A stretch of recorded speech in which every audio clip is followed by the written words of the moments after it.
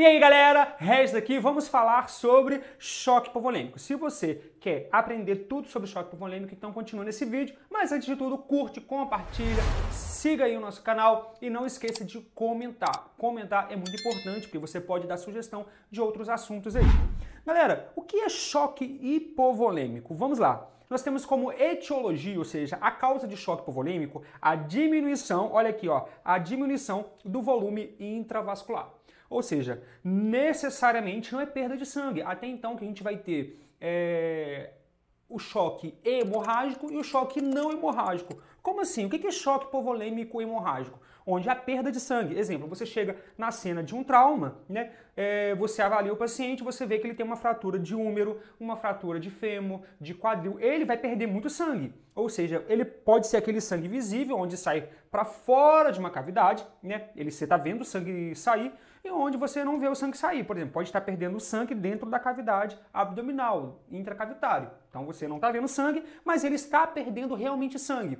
E o que é choque hipovolêmico não hemorrágico? Onde o paciente tem desidratação, uma peritonite, uma ascite, uma pancreatite, ou seja, ele perde volume dentro dos vasos sanguíneos, mas não é por causa hemorrágica, não está perdendo sangue.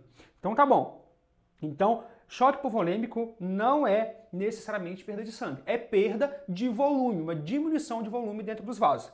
Fatores de risco. Nós sabemos que tem os fatores externos e os fatores internos. Como assim? Fatores externos. A gente tem o trauma, a gente tem a cirurgia. Vômito pode causar? Pode. Diarreia, diurese. Tudo isso vai causar o quê?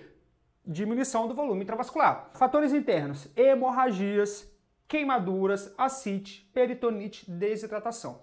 Todos esses fatores aqui, eles são causas de choque hipovolêmico. Alguns fator, né, que vai causar um choque hipovolêmico hemorrágico e outro choque hipovolêmico não hemorrágico. Fisiologia, fisiopatologia. Olha aqui para mim, o que acontece? Quando eu tenho menos volume dentro do sangue, eu tenho um retorno venoso diminuído, ou seja, tem menos sangue voltando para o coração. Se eu tenho menos sangue voltando para o coração, eu tenho um volume sistólico diminuído e também um débito cardíaco diminuído, ou seja, eu tenho menos sangue dentro do coração, eu tenho menos volume sistólico e necessariamente eu tenho um débito cardíaco diminuído. O que seria isso então? Quando o coração ele faz a sístole, ele tem menos sangue sendo ejetado, menor volume de sangue sendo ejetado. Isso é o débito cardíaco diminuído.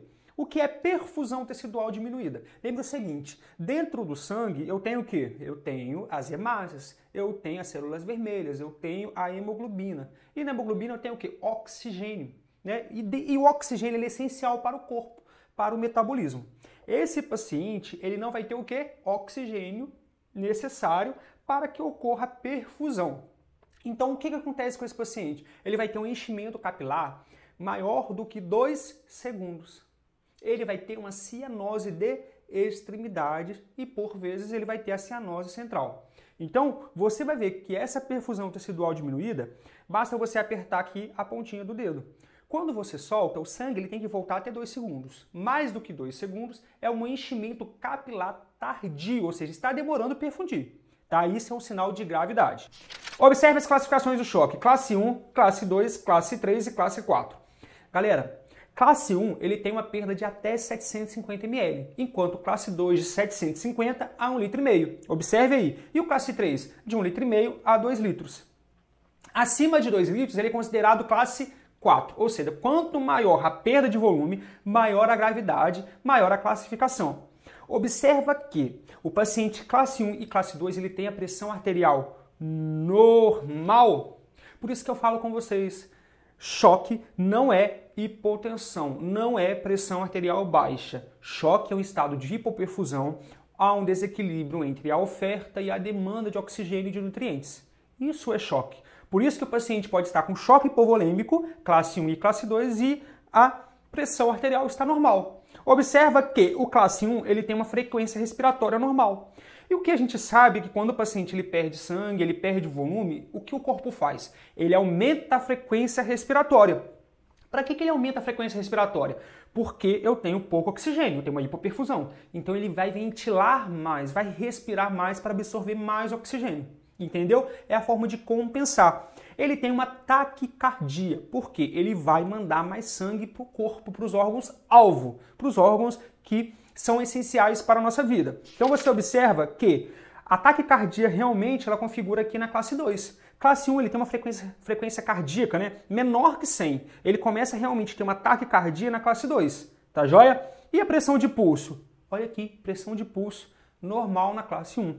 Ele tem uma diurese maior do que 30 ml/hora, ou seja, ele tem um volume de diurese correspondente a mais que 30 ml/hora. Só começa realmente aqui, ó, a diminuir de 30, né, ficar até 30 na classe 2. Se você observar também esse quadro aqui, você vai observar que quanto maior a perda de volume, maior será a classe do choque e há uma diferença onde? No Glasgow desse paciente. Esse paciente ele vai ficar o quê? Letárgico. Ele vai ficar confuso, ele vai ficar agitado. Por que que ele fica? Eu tenho menos volume, eu tenho menos sangue, tenho menos oxigênio. Vai atrapalhar o quê? As funções cerebrais. Esse paciente não vai conseguir raciocinar como antes. Então por isso que ele tem uma alteração no Glasgow. Tá joia? Vamos lá, vamos continuar aqui. Observe esse quadro que é muito legal. Tá joia? Frequência cardíaca aumenta para mandar mais sangue. Tá joia? Vamos lá. Vamos falar sobre os sinais e sintomas. Praticamente a gente já falou naquele quadro ali. Olha aqui, o paciente vai ter taquicardia porque ele vai aumentar a frequência, já que tem pouco volume. Como forma compensatória, ele faz a sístole, diástole mais vezes para mandar mais sangue, tá? Porque ele tem um débito cardíaco diminuído, ele tem um débito cardíaco menor. Então tem menos volume, ele contrai mais para mandar mais sangue. Alterações do nível de consciência porque não tem sangue chegando no cérebro da mesma forma que chegava. Não tem oxigênio porque tem hipoperfusão, tá? Por muitas vezes vai ter uma queda da hemoglobina. Tá joia? Hipotensão arterial. Por que tem hipotensão arterial? A gente só tem hipotensão arterial no classe 3. Olha aqui, hipotensão arterial, menos volume. Se tem menos volume, tem o quê? Hipotensão, porque o volume ele é necessário para ter uma pressão arterial adequada. Pele fria e pegajosa. Por que que a pele fica fria? Por que que a pele fica pegajosa? Lembra que o que o corpo faz? Ele vai contrair os vasos, tá? Por que ele vai contrair? Principalmente da periferia, para mandar mais sangue para onde é importante. Então, a periferia vai ficar o quê? Fria. Então, por isso que o paciente fica gelado, tá joia? Palidez e cianose. É a mesma coisa. Há uma contração dos vasos, né? Há um aumento da resistência, ou seja, aumenta para tentar compensar a resistência vascular desse paciente. O que acontece? Há um menos sangue na extremidade, por isso que o paciente fica pálido e fica cianótico. E o tempo de enchimento capilar maior do que 2 segundos. A gente aperta o dedo, vê que demora mais que 2 segundos para encher. Isso aqui tudo é sinais e sintomas de choque. Tá joia? A gente tem associado aí a desorientação, a gente tem a oligúria. Por que a gente tem oligúria? Não falei com vocês não, né? Vamos falar aqui por que a gente tem oligúria. Ó, oligúria. O que é oligúria? Oligúria é menos volume urinário. Você observou que lá no choque a gente tem oligúria? Por quê?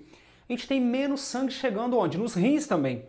Então isso vai atrapalhar o quê? A filtração glomerular, vai ter menos sangue chegando nos rins. O paciente ele pode evoluir para uma insuficiência renal aguda. Tá? Então por isso que vai tratar esse paciente com cristalóides, vai instalar Ringer, vai instalar soro fisiológico nesse paciente, vai repor o volume para tentar restabelecer a filtração nos rins. Porque quanto menos sangue chegando nesses rins, o paciente vai evoluir para uma oligúria e evoluir para uma insuficiência renal. Tá joia? Os objetivos da infusão de fluidos são o quê? Vamos lá, olha para mim. Eu quero normalizar o metabolismo, retorno para o metabolismo aeróbico. Lembrando que no choque eu tenho um metabolismo anaeróbico, ausência de oxigênio, e isso vai ter como produto final um ácido láctico. Então, normalmente você vai encontrar o paciente com choque. Ele vai ter um aumento do ácido láctico. Esse paciente vai fazer uso de vasopressina também, de noradrenalina, quando ele não responde a volume. Então, por isso que o objetivo é o quê? Da injeção de fluidos? É normalizar o metabolismo. Eu quero aumentar o quê? O metabolismo aeróbico com oxigênio. Eu quero corrigir a hipovolemia. Eu faço fluido, né, prescrito pelo médico, Ringer lactato, soro fisiológico, amido, são vários tipos de correções que podem ser feitas para aumentar também a pré-carga e assim melhorar o débito cardíaco. Eu aumentando o volume, eu aumento o débito cardíaco, ok? Esses são os 3 objetivos da administração de volume no paciente. Tratamento clínico. Tratamento da causa subjacente, reposição de líquidos e sangue, redistribuição de líquidos, terapia farmacológica e oxigenoterapia. Eu tenho que tratar o que está gerando esse choque no paciente. Se é ascite, eu tenho que tratar o que está causando ascite. Peritonite, eu tenho que tratar o que está causando a peritonite. Tá joia? Reposição de líquidos e sangue. Por muitas vezes esse paciente está perdendo sangue, ele está com uma hemoglobina muito baixa e vai precisar de reposição através da infusão de hemocomponentes, tá? De hemoderivados. Reposição de líquidos, soro fisiológico, Ringer lactato, amido. Redistribuição de líquidos. Às vezes eu tenho que fazer, por exemplo, colocar o paciente em uma posição de Trendelenburg para aumentar o retorno venoso. Tá? Terapia farmacológica. Pode ser preciso usar albumina. Tá? É preciso utilizar uma vasopressina, tá? por uma hipotensão refratária. Então, às vezes, esse paciente não respondeu ao Ringer, não respondeu à infusão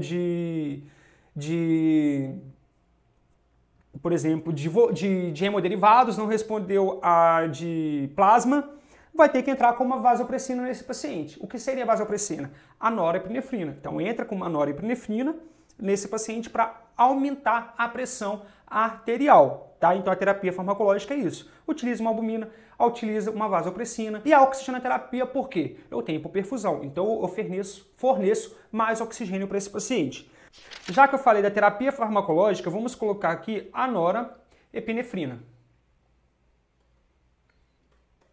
A norepinefrina é o seguinte, quando o paciente não responde a volume, vai administrar a norepinefrina em bomba de infusão contínua.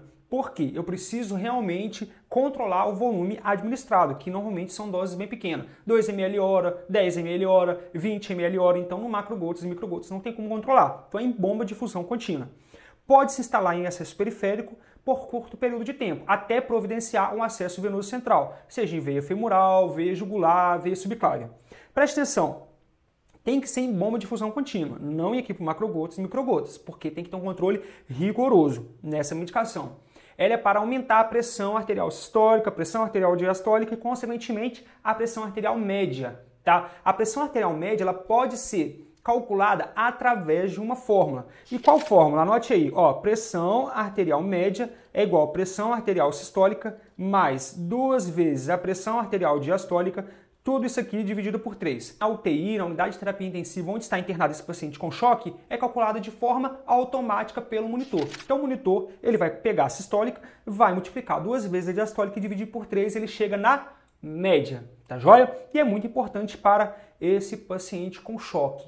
Você pode controlar da forma não invasiva. Então você pode ter uma pressão arterial mensurada de forma não invasiva.